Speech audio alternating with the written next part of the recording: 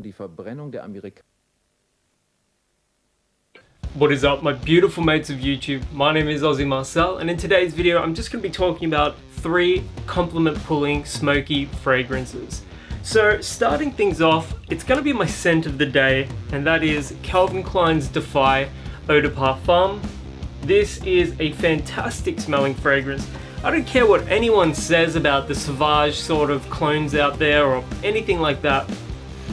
This is a fantastic scent, and as I've let the bottle sit open a little bit, as it's sort of gotten some use, it's actually gotten smokier since I first purchased it. Straight away, as soon as I took the plastic off of the box itself, and the initial couple of sprays that I used, they were great, and I could get a touch of smokiness out of them. But as I've let the oxygen get to the fragrance a little bit, it's developed a whole different level of smokiness, and it actually reminds me more of Versace Dylan Blue right now than it does Dior's Sauvage. In fact, I would say this is even smokier than Versace's Dylan Blue. I actually like this more than both of those scents because of the smokiness. The fact of the matter is that every time I've worn Defy Eau de Parfum, I've received a compliment for it, and it is an incredible smelling fragrance, like it truly is.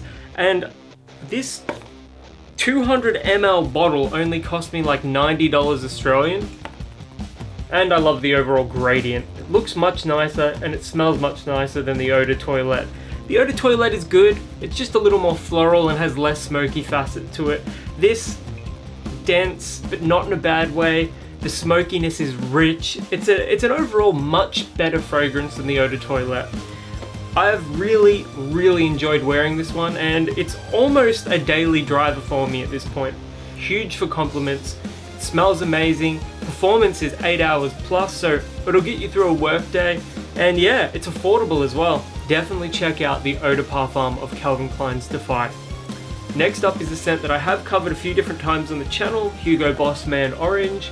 This is orange, vanilla, and a touch of clean incense.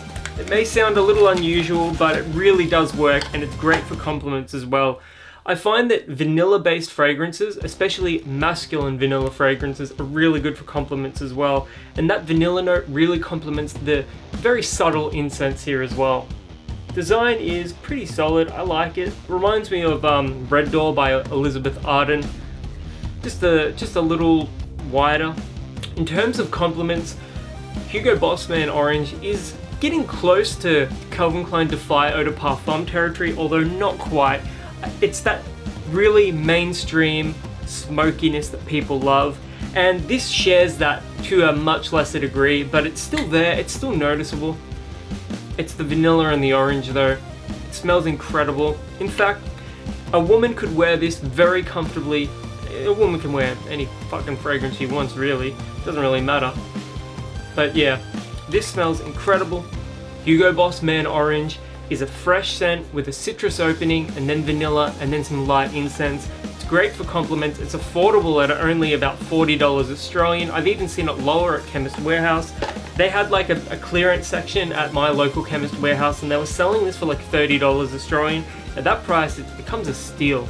And lastly, I'm going to be talking about a fragrance that I look forward to wearing more and becoming more familiar with it, and that's Jacques Bogart's Silver Scent Infinite Silver.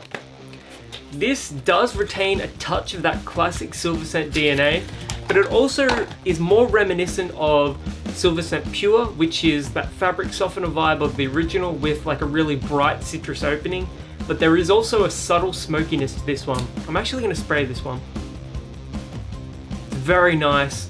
It's a potent fragrance as well, and that chrome design is peak 2000s minimalist sort of masculine aesthetic. Yeah, the incense in here, the subtle smokiness is similar to the incense in Hugo Bossman Orange.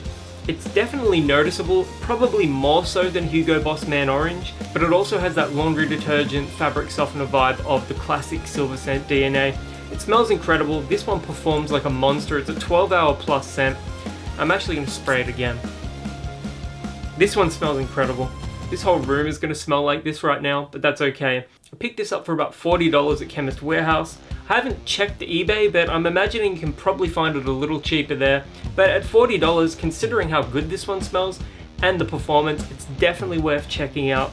These are just 3 fragrances that have a mainstream, appealing, incense or smoky note that people are gonna love to smell on you. And the benefit of that is that a lot of people don't necessarily like the smell of more niche or obscure smoke-based fragrances. You know, they can be a little off-putting to a lot of people.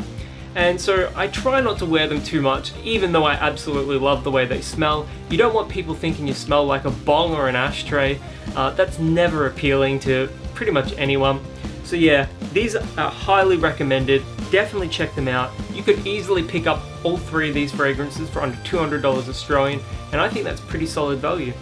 So yeah, if you've ever worn any of these before, let me know in the comments below. I can't wait to hear what you guys have to say. And until the next video, my name is Aussie Marcel, and I'll catch you guys around.